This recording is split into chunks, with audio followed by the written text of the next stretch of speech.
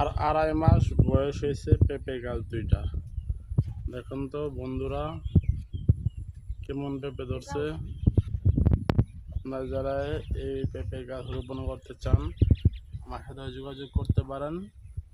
আমি আপনাদের এই পেঁপে চারা সংরক্ষণের উপায় বলে দিব বা কোথায় থেকে কি